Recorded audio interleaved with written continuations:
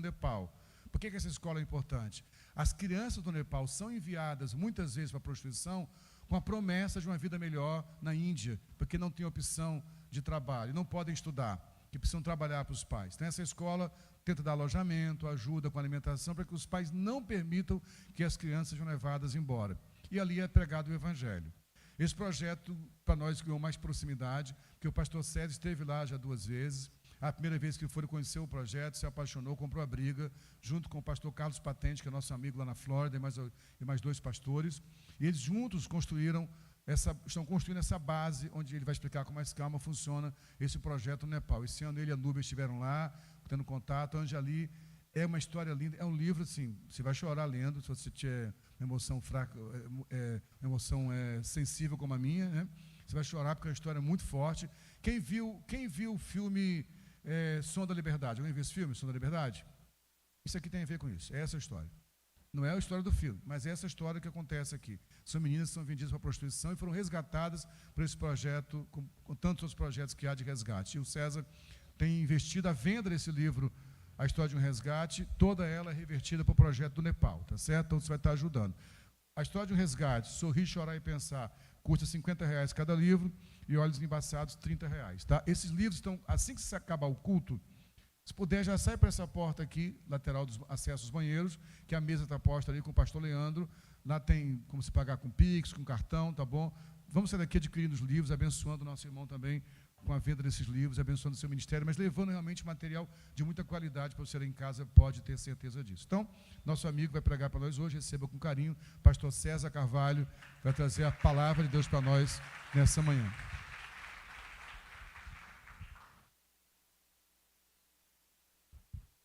Graça e paz, irmãos. É só uma pequena correção, todos os livros são para o projeto do Nepal, todos eles, toda a venda.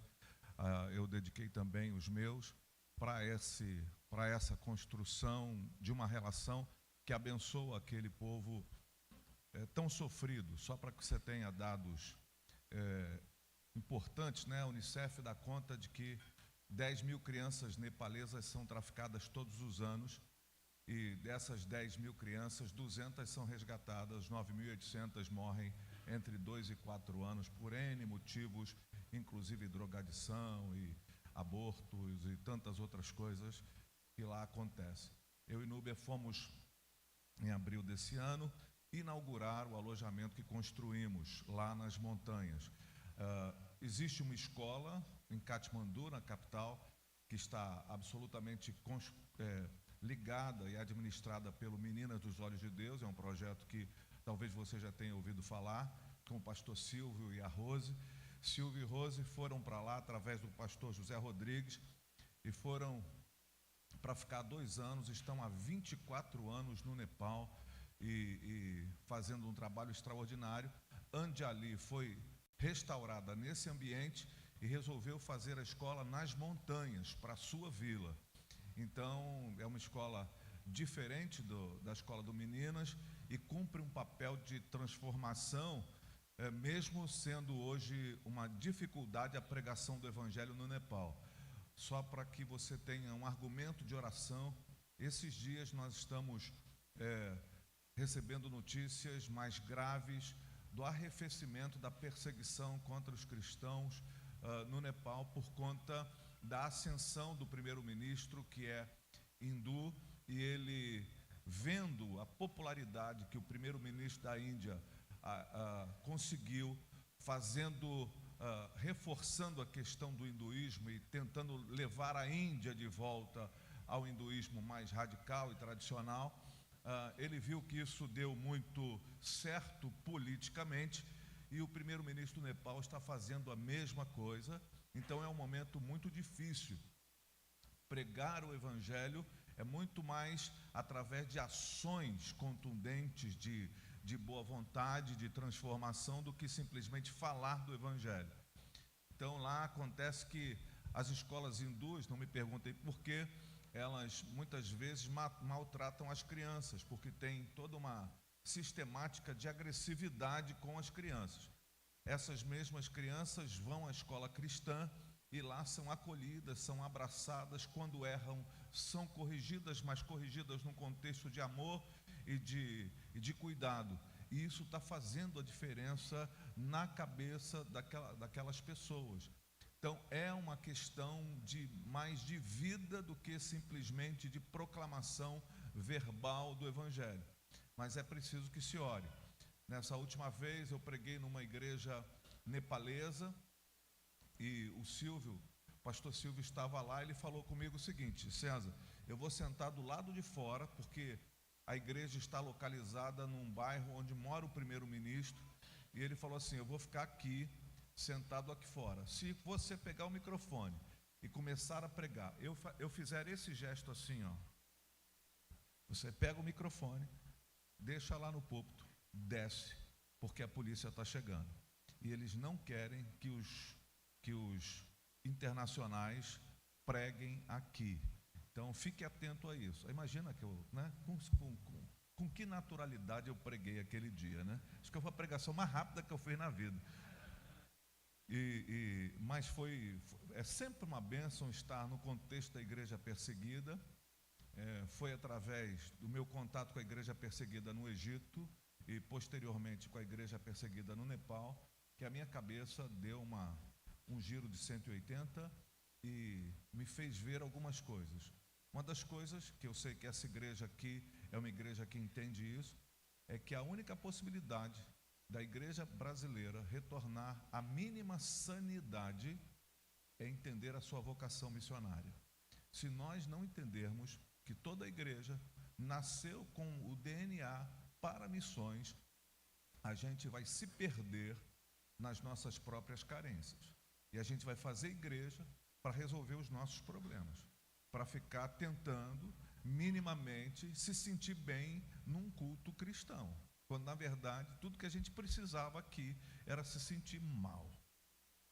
Que isso, pastor? Eu vim aqui para sentir Você precisava sair daqui se sentindo muito mal, porque na verdade Deus quer usar você e quer empurrar você para que você entenda o que Ele quer fazer através da sua vida na sociedade que você convive, lá com seus vizinhos, com seus colegas de trabalho, com seus amigos da escola, com gente que passa pela gente todo dia e a gente não tem a coragem de revelar Jesus para a vida deles. A gente tinha que sair daqui sentindo-se muito mal, mas a igreja brasileira resolveu fazer tudo para que a gente sinta-se bem. Jesus andava fazendo bem, mas se sentindo mal. E a gente resolveu andar se sentindo bem e fazendo mal. A gente precisa mudar essa equação para que de verdade o nome dele seja glorificado na nossa vida. No Nepal são 30 milhões de habitantes, 33 milhões de deuses. 80% da população vive abaixo da linha da miséria nas montanhas. Há um clamor e há uma conexão com a igreja brasileira, uma estranha conexão com a igreja brasileira, produzida pelo Senhor. E Deus pode usar cada um de nós para fazer a diferença. Ah, pastor, eu nunca vou ao Nepal. Ok, faça na sua rua, mas faça a diferença. Seja alguém que faça a diferença na vida de outro alguém que precisa da revelação do Cristo. Não se acomode e não deixe Satanás ficar brincando com seus sentimentos e com as suas emoções, achando que você é o centro do universo, como alguns coaches e pregadores estão tentando insinuar que nós somos as pessoas mais importantes da Terra. O mais importante dessa Terra é aquilo que eu e você fazemos pelo bem do outro que está perto de nós e até está distante de nós, porque Deus nos chamou para isso, mesmo que seja para acabar numa cruz. Ok? Então, que Deus nos ajude nessa tarefa de fazer tudo aquilo que Ele deseja para a nossa vida. Então, olha para esse irmão que está ao seu lado, faz uma cara de profeta bem assim e diga assim: eu espero sair daqui me sentindo muito mal.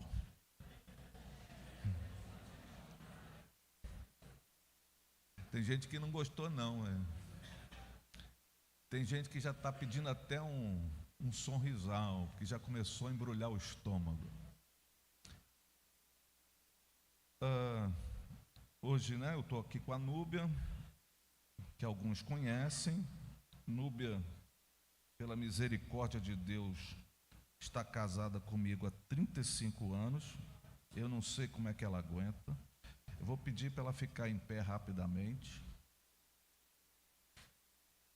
Olhe para ela, mas não olhe muito rápido assim. Cuidado, porque esses olhos, esse jeito, são profundamente constrangedores. Fique tranquilo e diga para o seu irmão aí, você vai sair daqui muito cedo. O culto vai acabar rápido. Minha mulher diz que dos pastores que sintetizam, eu sou o mais sintético. Quando eu tomo remédio, então, é uma beleza. Tem uma série de médicos aqui na linha da frente que querem me empurrar remédios por causa dos meus transtornos. E eles têm conseguido. Mas eles só não dizem que os meus transtornos nascem com eles. Bem, eu queria refletir com você sobre uma expressão que causou uma certa estranheza, que eu não vou falar da estranheza do pastor de vocês, mas falar um pouco sobre sair da janela. Há alguns anos atrás, talvez um dos melhores atacantes que o Brasil já teve dentro da área, melhores, porém menores. O nome dele era Romário. Talvez você conheça. Os vascaínos devem sentir uma saudade. Mas Romário, no afã de apesar de ontem, né? O Botafogo precisa ficar quieto hoje, porque, né? Mas deixa quieto. Mas Romário, no afã de se dirigir a um recém-contratado treinador de futebol que queria fazer umas mudanças, em algum momento, o treinador queria mexer com a posição dele, ou com alguma coisa dele, e ele falou assim, nem bem chegou e já quer sentar na janela. Quando ele cunha essa expressão, ele coloca a janela ou estar na janela como um lugar absolutamente prestigiado, como um lugar mais importante onde você pode estar, não é? No caso lá no ônibus do time. Então nem bem chegou, já quer sentar na janela, ficou no imaginário de todos nós como um lugar de prestígio, um lugar de destaque, um lugar onde você é honrado. Quando a gente é jovem, a gente faz de tudo para viajar na janela, para curtir a viagem. Não é? A gente entra no avião, a gente faz questão, quero ir na janela, porque eu vou vendo algumas coisas quando chega. Então a janela tomou esse lugar, né? Especial, de destaque no nosso imaginário coletivo, até individual. A gente vai entendendo a janela como um lugar de prestígio, um lugar destacado. Depois que a gente fica velho, quando a gente precisa ir mais no banheiro, sentar no corredor, não é, seu Farney? A gente acha que sentar no corredor é mais prestigioso, para não incomodar ninguém, porque a gente vai, o avião, essa viagem que o pastor Silfarney fez aí agora, passou 45 dias viajando aí, ele deve ter ficado assim várias vezes sentado no corredor, porque de madrugada na viagem deve levantar umas 5 vezes para ir no banheiro, porque a idade da gente faz essas coisas com a nossa bexiga, né? Você vai para longe também, não ri não, que você vai também. E acaba que o corredor vira mais especial do que a janela. Mas, voltando ao imaginário coletivo construído pelo Romário, a janela é esse lugar bom, esse lugar destacado. Só que eu gostaria de pensar exatamente no inverso disso. Eu queria pensar na janela como um lugar que, de alguma forma, me permite ficar muito próximo da fronteira, correndo riscos muito graves. A janela é um lugar que muitas pessoas acabam por ficar e não definem se estão dentro ou se estão fora. É um lugar que pode ser agradável para observar as duas realidades que estão acontecendo simultaneamente, porém, ela é um apelo dramático ao descompromisso contemporâneo que vivemos, porque nós vivemos um tempo de descompromisso.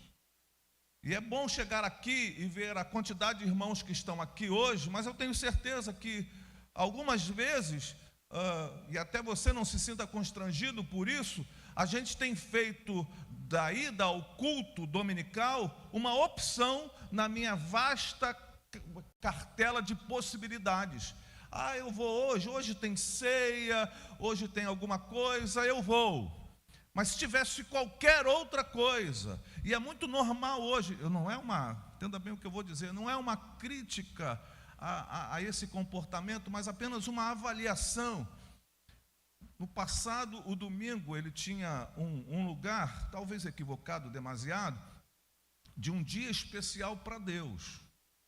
E a gente não fazia nada. Eu tinha um pastor que nem compra para nada. Tudo que ele ia comprar, ele comprava no sábado, porque no domingo ele nem fazia compra, não ia comprar nada, não ia fazer nada, porque era o dia do Senhor. E a nossa força jovem, naquele momento, entendendo que esse era um aspecto de uma religiosidade muito eloquente, começou a abrir mão desse valor. E o que aconteceu é que do dia do Senhor o dia do Senhor passou a ser todos os dias na cabeça de todo mundo, e de todos os dias passou a ter dia nenhum. Então a gente acaba não tendo nenhum dia que a gente dedica exclusivamente ao Senhor. E a gente acaba vivendo isso de maneira natural. Então eu acordo, hoje eu não estou muito afim, eu vou no shopping, porque agora o shopping fica aberto o tempo todo, domingo eu vou para a praia, eu vou para isso, eu vou para aquilo, e acabo que não prestigio a minha caminhada cristã junto com os meus irmãos nos encontros dominicais, que geralmente são os que restauram na agenda da comunidade. Isso pode causar problemas, porque na minha experiência de vida pastoral e na minha vida toda cristã, eu nunca vi alguém que tenha se postado na fronteira quando ele passa por algum dilema, alguma luta, algum constrangimento. Eu nunca vi ele cair para dentro. Eu só vejo cair para fora. Eu só vejo cair para a direção errada. Eu não conheço ninguém que, tendo passado uma crise, estando na janela, ficou mais crente. Quando sentado na janela, passa a crise, geralmente ele cai fora. Por isso, estar na janela é tão perigoso. Por isso eu quero refletir com você hoje sobre, ao invés de tentarmos identificar a fronteira para andarmos construindo um caminho paralelo, nós entendamos que precisamos andar naquilo que é a direção antagônica da fronteira da nossa existência. Andar para perto de Deus e para longe da fronteira. E houve uma situação que a Bíblia vai nos revelar sobre isso, que está registrado no livro dos Atos Apostólicos, no capítulo 20. E esse capítulo nos conta a história de um moço na janela. E depois nós vamos ver um outro personagem também numa janela. Diz assim a partir do versículo 7 do capítulo 20 do livro de Atos. No primeiro dia da semana, reunimos-nos para partir o pão, e Paulo falou ao povo.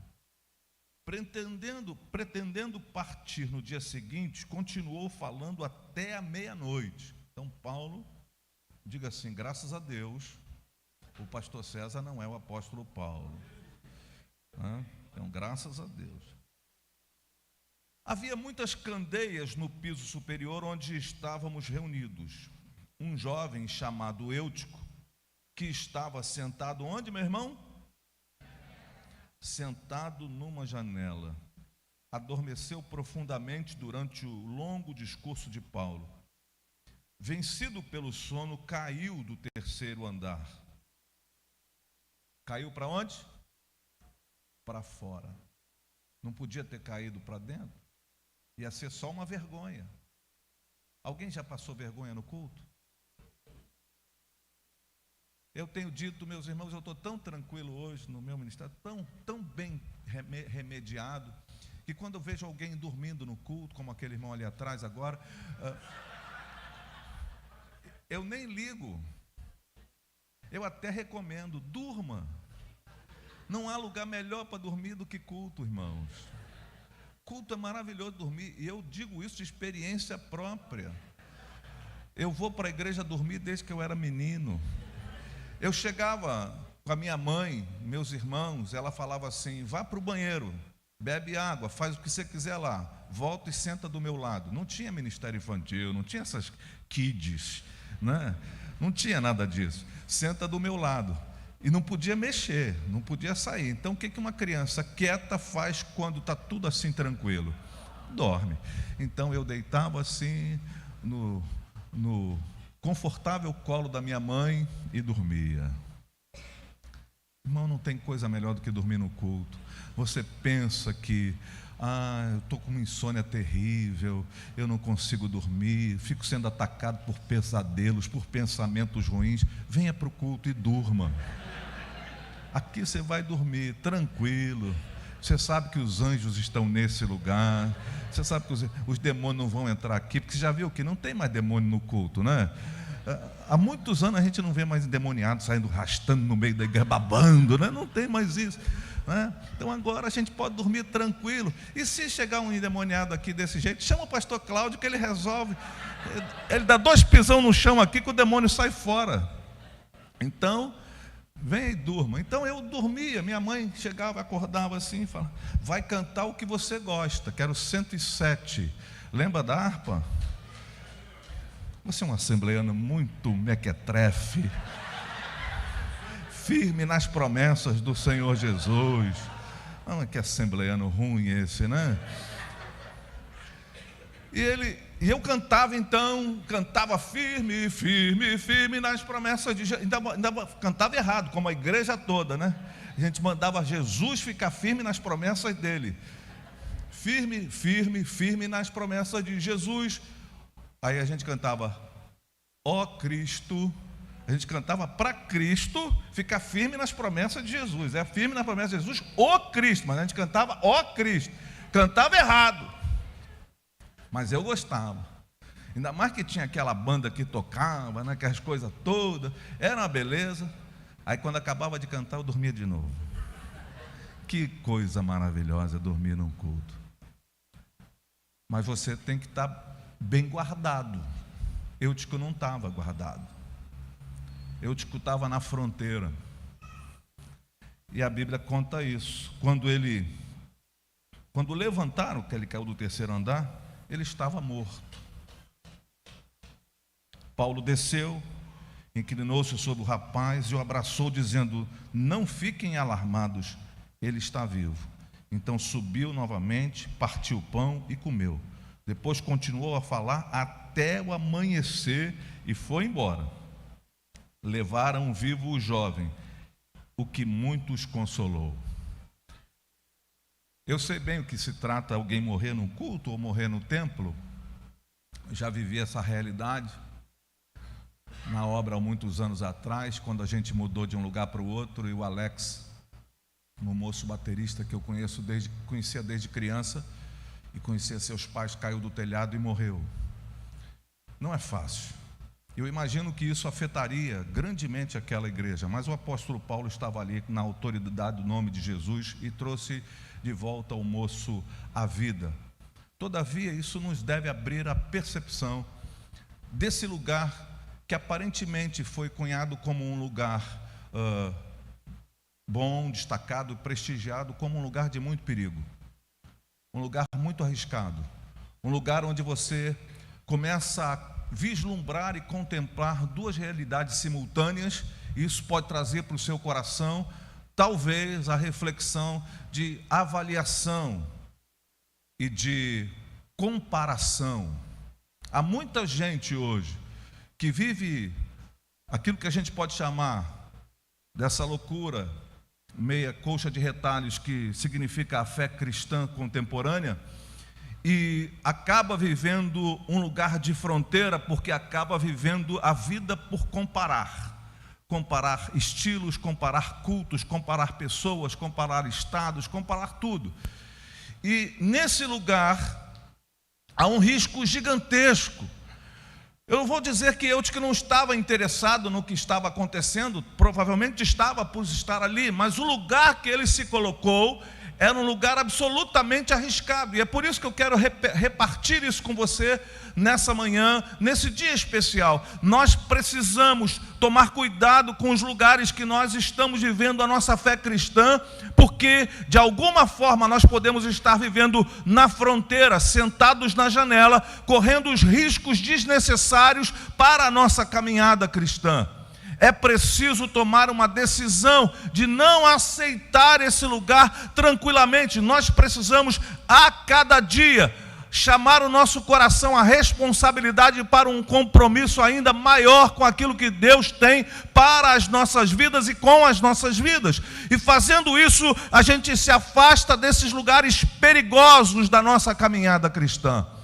É preciso entender que esse moço estava ali, e todas as vezes que eu me coloco nesse lugar, na janela, eu posso perder a minha noção, a minha capacidade de percepção plena e completa. Eu posso perder isso e acabar sendo tomado por uma reação em cadeia. Por exemplo, a Bíblia vai revelar que as candeias estavam acesas, então aquele lugar estava cheio de fumaça, então estava ali esfumaçado. Paulo começou a falar demais, e a coisa foi se alongando, o sono foi batendo, e natural, o problema não é dormir, mas o problema é onde eu estou nesse contexto da minha vida, onde eu estou e como eu estou me comportando nesse ambiente, nesse lugar.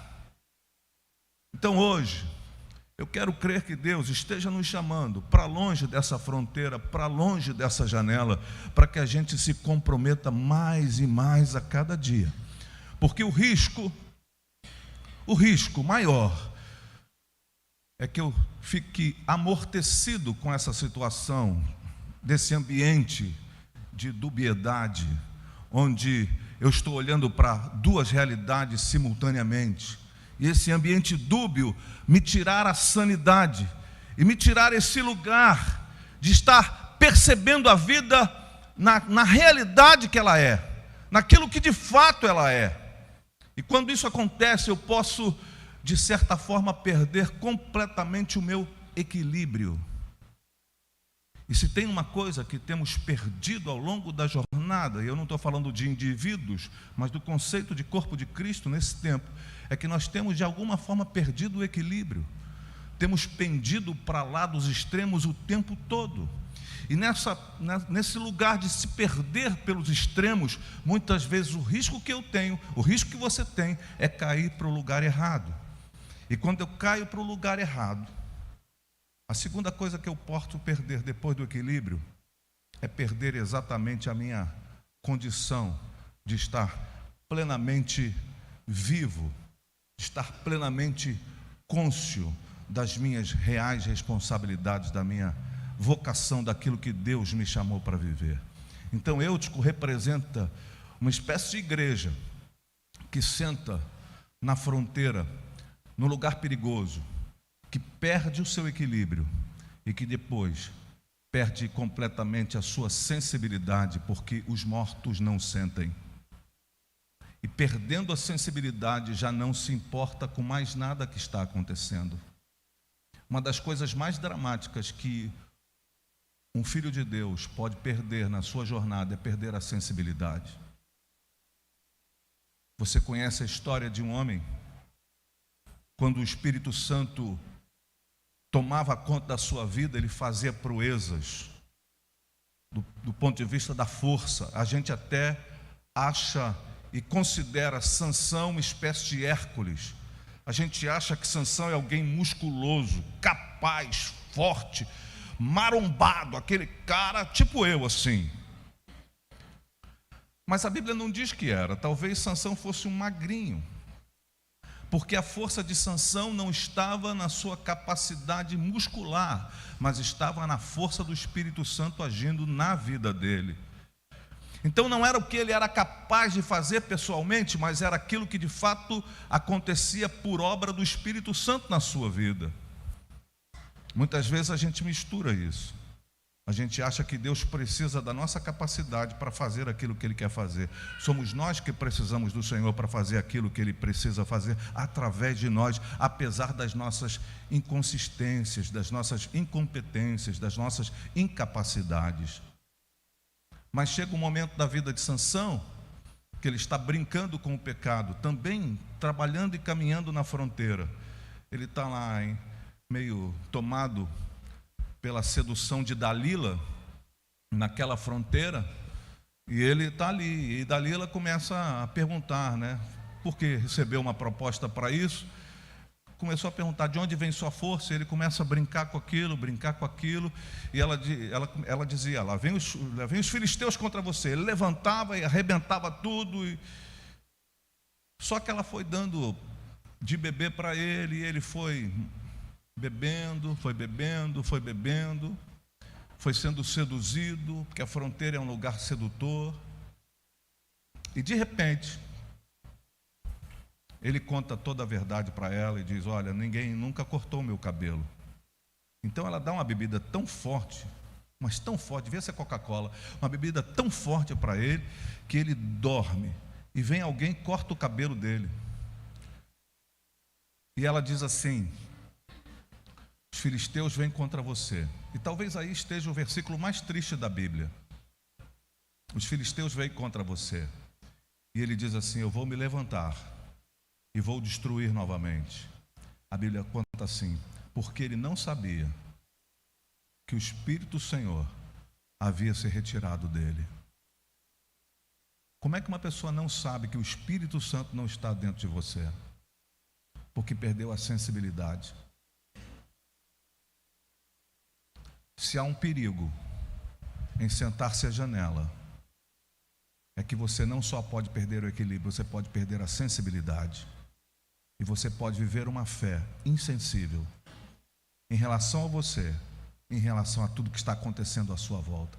Louvado seja Deus por essa igreja que se importa com a comunidade que está no seu entorno.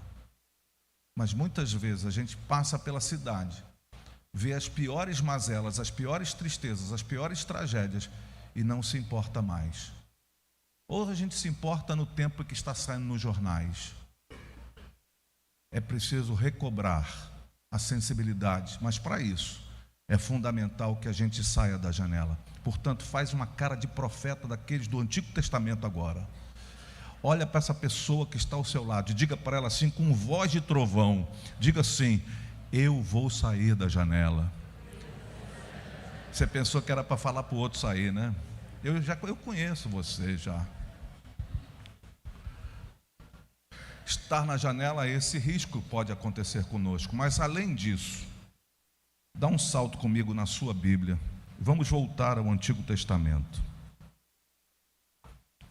No capítulo 6 do segundo livro de Samuel.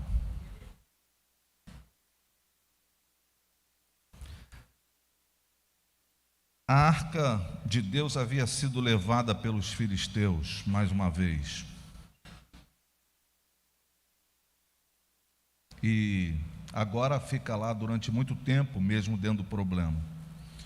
Davi resolve trazer a arca de volta. E dá um primeiro movimento para isso, só que o movimento dá errado. E ele acaba por viver um momento de constrangimento muito grande, porque usar, num afã de defender, de proteger, de guardar a presença do Senhor, a arca, coloca a mão quando um boi tropeça e ele morre ali. E Davi fica triste, e a arca fica na casa de um tal de Obed-edom. O tempo passa, e a arca na casa de Obed-edom traz muitos benefícios, muitas coisas positivas e abençoadas para Obed-edom. E alguém diz para Davi, olha, está dando certo lá, vamos fazer as coisas direito. E Davi então consulta tudo aquilo que era preciso para trazer a arca de volta, convoca os sacerdotes e começa a trazer a arca de volta. E ele vem no texto saltando, ele se despe das roupas reais, e ele vem na frente como uma espécie de bobo da corte, como alguém que havia sido conquistado, e ele vem saltando, ele vem dançando, ele vem celebrando a conquista de trazer de volta a presença de Deus para a sua comunidade, para o seu arraial, e ele está numa felicidade extrema. Ele abençoa as pessoas quando eles estão chegando. Há uma festa na cidade, eles estão celebrando aquilo de maneira muito contundente, mas olha o que acontece. Versículo 16 do capítulo 6 do segundo livro de Samuel. Aconteceu que, entrando a arca do Senhor na cidade de Davi, Mical, filha de Saul, observava de onde? De uma janela. E ao ver o rei Davi dançando e celebrando perante o Senhor, ela o desprezou em seu coração. Janela é um lugar que pode produzir desequilíbrio, pode produzir insensibilidade, mas pode de alguma forma também produzir a sensação de que eu não faço parte completamente daquilo que Deus está fazendo no meio das pessoas com quem eu convivo. A janela pode ser um lugar onde você está vivendo uma realidade meio como que assistindo às coisas que estão acontecendo. Hoje a gente sabe que há uma grande janela na maior parte das salas das nossas casas. E eu estou falando da televisão, não estou falando contra a televisão, mas aquilo é uma grande janela para o mundo todo.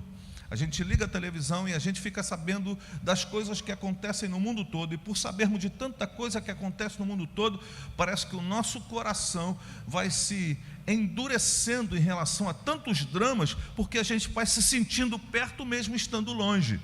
E a gente não se compromete com a realidade daquilo que está acontecendo. E isso pode ser danoso ao extremo, o fato de nós não nos comprometermos. Então, a janela pode representar também o nosso descompromisso com aquilo que está acontecendo no arraial, no meio do meu povo, que eu deveria celebrar junto, que eu deveria viver aquela alegria ou a tristeza, eu deveria estar junto daquele povo, mas eu estou preocupado com detalhes estéticos, como ela estava preocupada com a roupa do rei Davi, dizendo: você se despiu como um sem vergonha na presença dos servos, das servas, e veio aí dançando, pulando, e você veio se humilhando. E ele diz assim: eu me humilharei ainda mais, e me rebaixarei ainda mais, porque Davi estava completamente comprometido, e quem está comprometido com o reino de Deus não tem problema em se humilhar, em se rebaixar, em se despir daquilo que ele quer construir como modelo de aparência para que outros vejam. Não quer se vestir simplesmente para manter as aparências. Davi é alguém que tem a coragem de se despir, porque ele sabe que Deus está próximo de quem o busca com sinceridade. Ele sabe que Deus ama aqueles que sinceramente se despem das suas capas de pessoas importantes e especiais e se apresentam diante dele como de fato são. E ele chega lá, mas Mical não, está assistindo a vida pela janela. E ela abençoa todo mundo, Davi. Mas quando chega em casa não é capaz de abençoar a sua esposa, porque ela está vivendo à margem do que tudo que está acontecendo, a fronteira que está ali. E o pior de tudo é que o texto termina com uma espécie de situação muito dramática. Ele diz assim no versículo 22: e me humilharei, me rebaixarei ainda mais, e me humilharei aos meus próprios olhos, mas serei honrado por essas escravas que você mencionou. O versículo 23 surge como uma sentença: e até o dia da sua morte, Mical, filha de Saul, jamais teve filhos. Mical, filha de príncipe, filha de rei, fadada naturalmente a gerar os príncipes de Israel, mas não gera mais. A esterilidade toma conta da sua vida. Quem se posta na janela, além de desequilíbrio, além de insensibilidade, pode ser tocado pela esterilidade e não gerar mais, e não produzir aquilo que Deus deseja que produzamos. Portanto, a minha palavra hoje é muito simples. É para que você não se esqueça. Saia da janela. Assuma um compromisso radical. Se a fronteira está aqui, ande para lá. Nunca na paralela da fronteira. Não assista à vida pela janela, porque Deus tem uma obra extraordinária para a sua vida e na sua vida. Mas pode ser que alguém esteja aqui hoje, esteja dizendo: pastor, se fôssemos uma igreja mais pentecostal, e mas dessas mais esquisitinhas, alguém levantaria e gritaria: te acharam aí, hein? Porque é sempre para o outro. Não sei se você já percebeu isso. Ninguém nunca grita: me acharam. É sempre: te acharam. Mas pode ser que alguém esteja aqui sentado na janela e dizendo: pastor, eu acho que eu já me quebrei todo. Se eu tivesse vindo aqui há algum tempo, talvez tivesse me ajudado, mas agora eu já caí da janela. Agora eu já perdi o equilíbrio. Agora eu já perdi a sensibilidade. E agora eu já estou entendendo que eu estou completamente estéril, porque eu não produzo nada.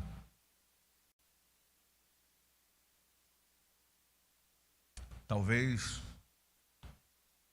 alguns aqui estejam satisfeitos em desfrutar dos frutos que outros produzem. Mas nenhuma árvore foi criada para se satisfazer a partir do fruto de outro. E você é árvore plantada junto aos ribeiros das águas, que precisa dar seu fruto na estação própria. Fruto não transgênico, que a gente tem confundido tanto, gente. A gente tem andado em busca de fruto, mas a gente não consegue diferenciar um pomar do ceasa. Há muito ceasa por aí, cheio de fruto, mas é só comércio, não é pomar, não há geração, não há preparação, não há frutificação.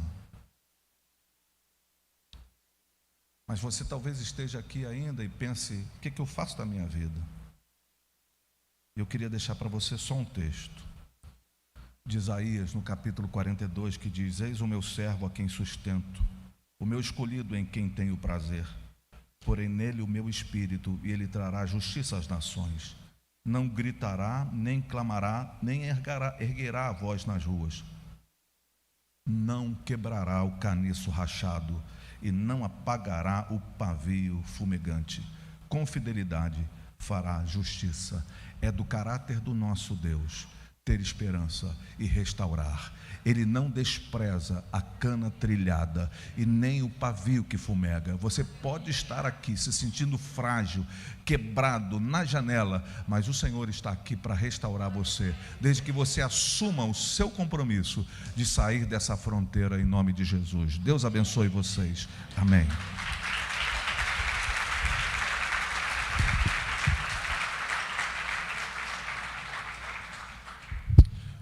Eu acho que a gente não pode encerrar essa mensagem sem um tempo de oração.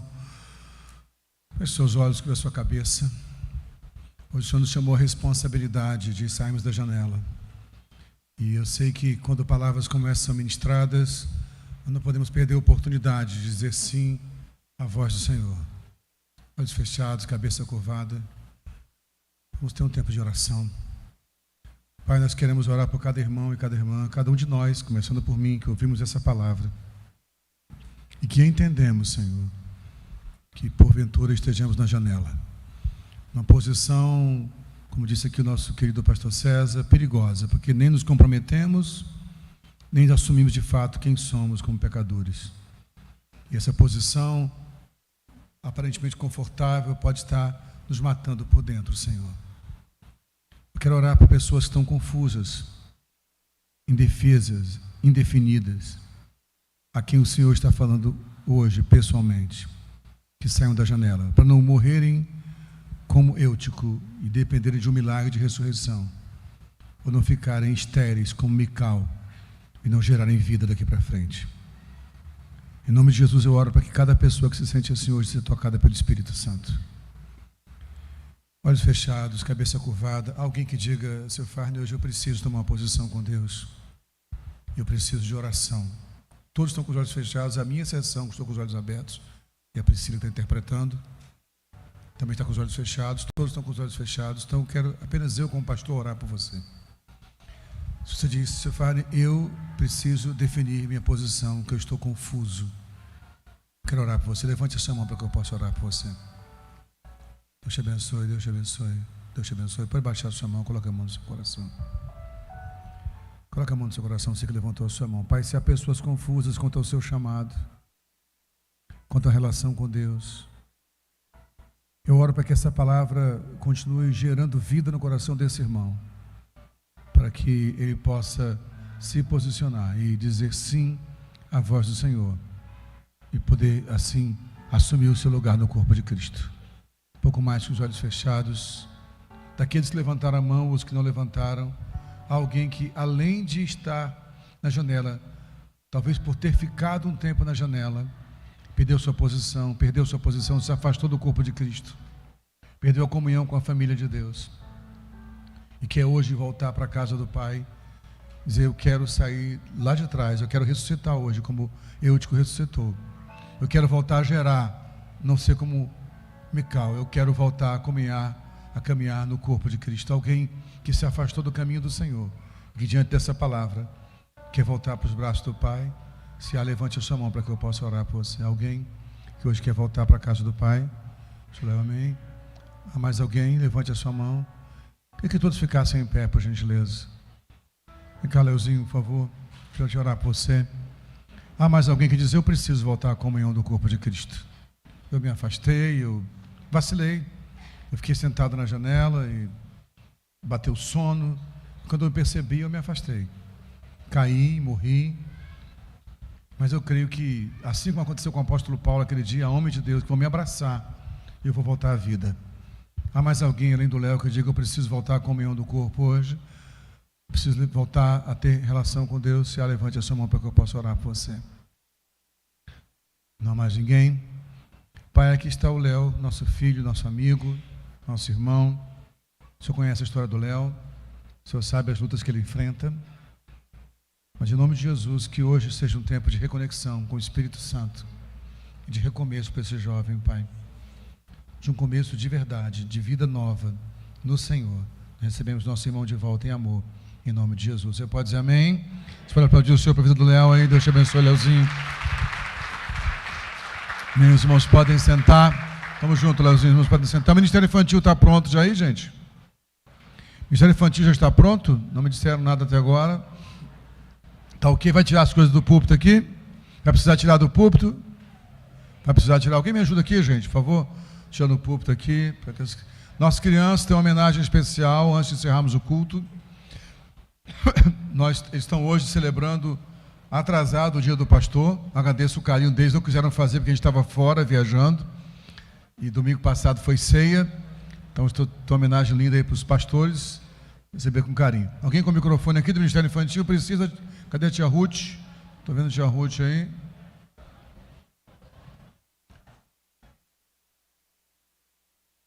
Gabi, vai precisar do microfone? Só saber, tá ok.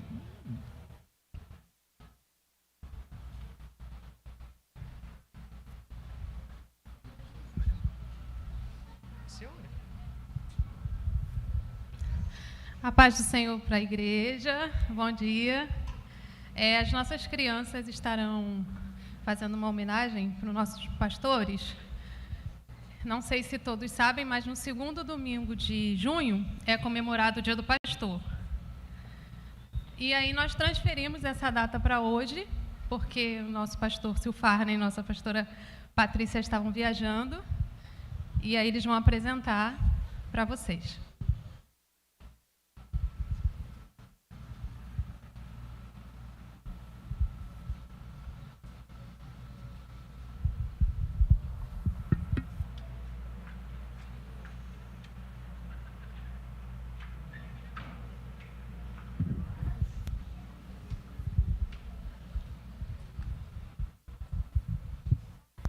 Vira a letrinha para lá, assim, ó. Aqui, ó. Segura. Chega para lá. Chega para lá, Elô. Você aqui. Chega para lá, vai.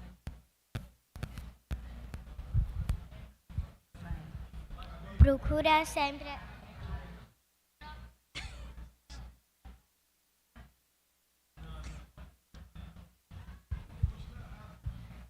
Foi, não?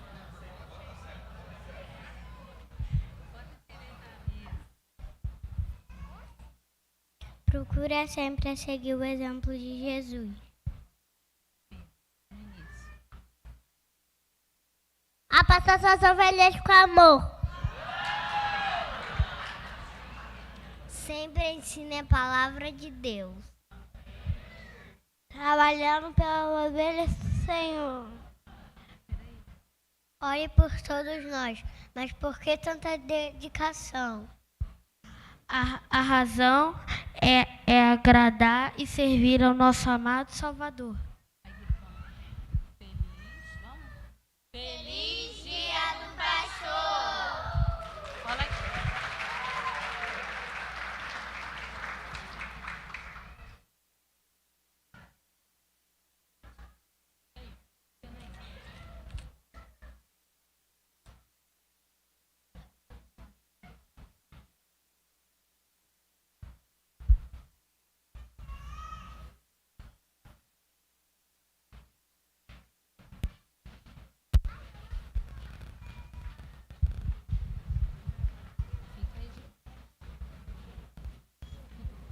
É o R, mano.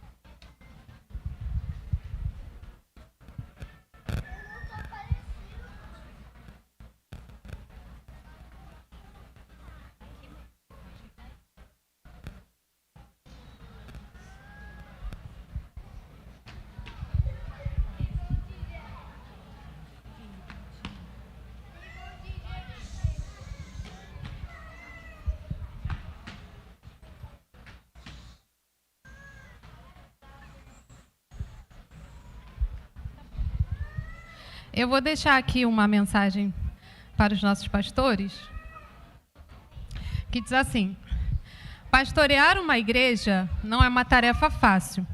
Por isso, nosso reconhecimento e gratidão. Ser pastor é um grande privilégio, mas também um desafio e uma enorme responsabilidade diante de Deus e das pessoas. Assim, faz todo sentido agradecer, honrar e interceder pelos senhores, que dedicam suas vidas para alcançar e edificar almas na presença de Deus. Essa data, marcada no calendário, também está marcada com carinho nos nossos corações, pois somos muito felizes e gratos a Deus pela vida de vocês. Deus os levantou para estarem neste lugar, conduzindo as ovelhas com amor e sabedoria. Pastores, vocês são exemplos. Os olhinhos atentos destes pastorzinhos lhes observam e se espelham em cada um de vocês. Que a palavra de Deus seja o guia de suas vidas, que a vontade do Pai esteja sempre acima. Nossas crianças amam vocês. Agora eles vão apresentar.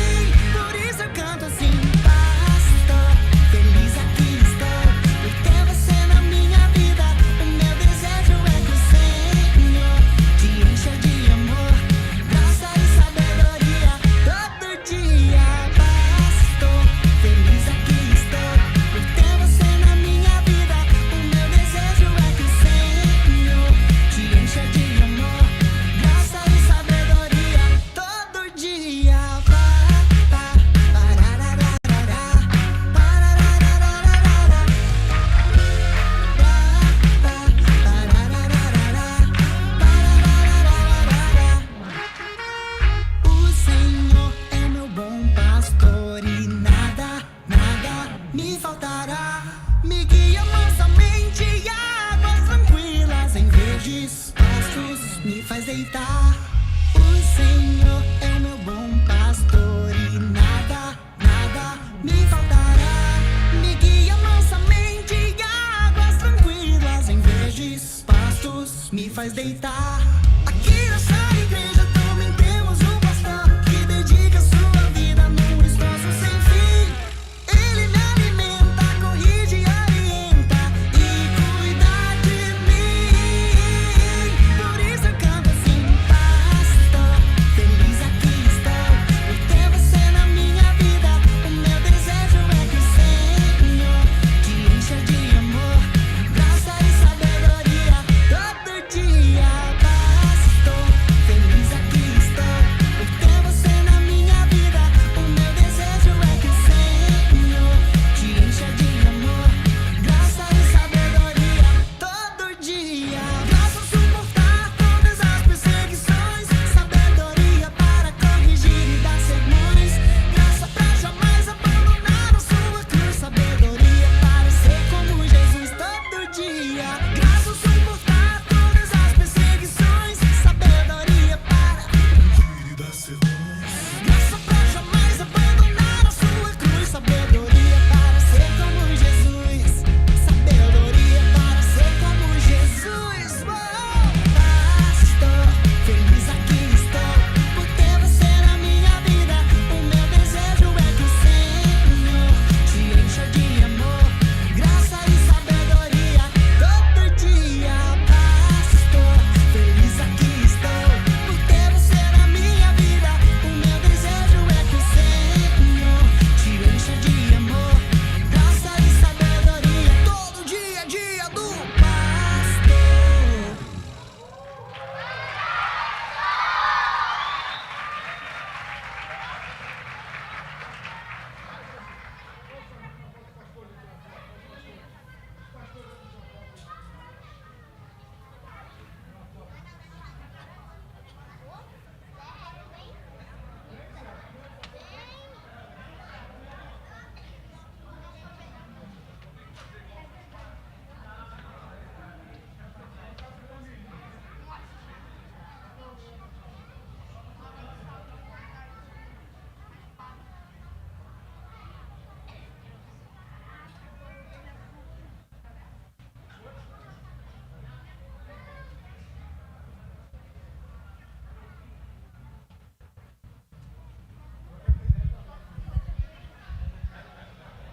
Pastores, podem continuar aqui, por favor? A Beatriz vai fazer uma oração pela vida de vocês.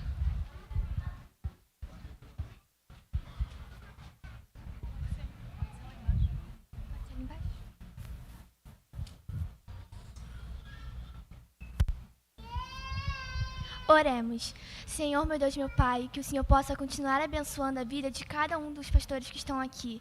Que o Senhor possa continuar dando conhecimento, sabedoria e unção. Em nome de Jesus, amém.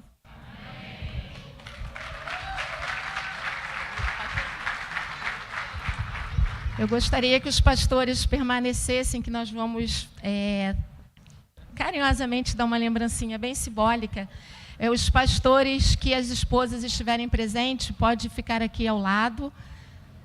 Tem algum pastor que esteja visitando a igreja, que esteja aqui. Eu gostaria que todos os pastores, não só os nossos pastores ativos da igreja, mas que todos os pastores pudessem vir aqui à frente, por favor.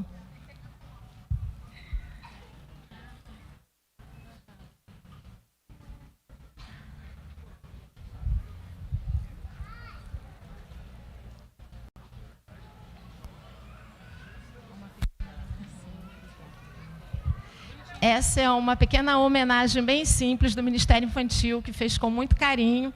As crianças, para fazer essa apresentação, eles... Eu pego o meu aqui?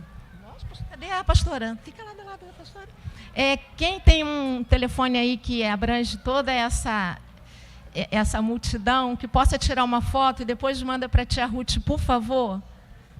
Gabi, entra aí no finalzinho. Cadê as tias? Entra aqui. Entra aqui, Simone. As tias do Ministério Infantil também podem abaixar aqui, ó, as meninas, por favor, para ficar uma foto bem bonita.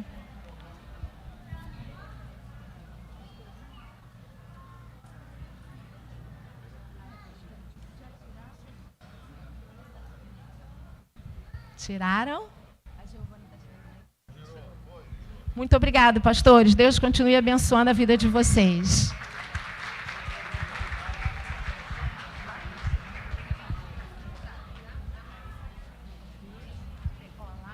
Lá tem alguém ajudando as crianças, fica uma aqui e uma lá. Vai descendo as crianças, dá a mãozinha, pega no colo.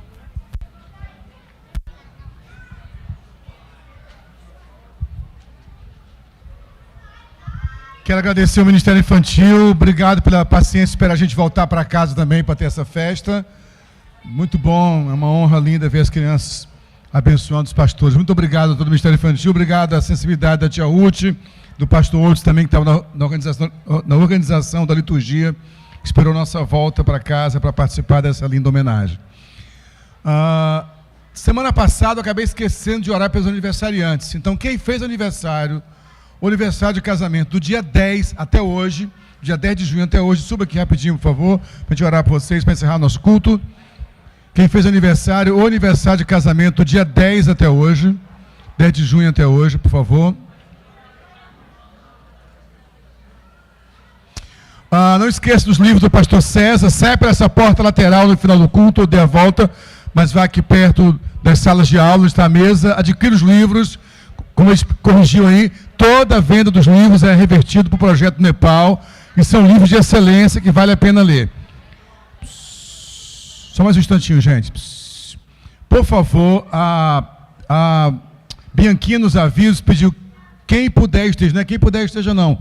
Nós somos membros da SEM, estamos convocados por hoje às 18 horas. É uma Assembleia Geral. Então, quem é membro, quem está aliançado, você que está congregando na igreja, ainda não foi recebido, tá? Mas já está na classe Gênesis, venha. Vou começar a classe Gênesis dia 7. Já venha conhecer a visão da igreja. Eu quero caminhar na SEM, não sou membro ainda, vou começar a classe domingo que vem, já venha hoje a reunião para conhecer qual a visão da igreja, é muito importante, tá bom, gente?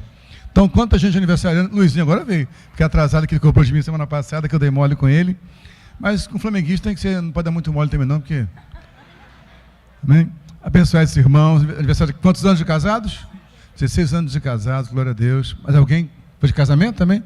9 anos de casados. A idade não pergunta das jovens não, porque não fica muito bem, né? Melhor não perguntar, fica na revelação do Senhor, né? Amém? Vamos ficar em pé, irmãos, abençoar esses irmãos aqui, já encerrar nosso culto. Estenda as mãos para cá primeiro. Obrigado, Pai, por cada irmão que completou mais um ano de casado, ou mais um ano de vida. A vida é um dom do Senhor, como o casamento também. E nós te louvamos pela bênção da vida nesses irmãos. Que eles sejam plenos em todas as áreas das suas vidas e sejam sinal de Deus para essa geração. É o que nós oramos e cremos em nome de Jesus. Com o amor do Deus Pai, que a graça do nosso Senhor Jesus Cristo e a comunhão do Espírito Santo sejam sobre todos aqueles que aguardam a vinda do Senhor, não só hoje, mas para todos sempre. Você pode dizer amém? Aplauda ao Senhor, bom dia, vamos com Deus.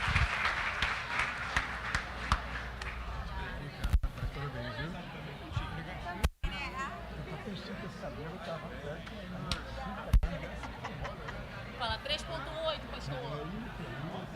A gente fala a idade com orgulho.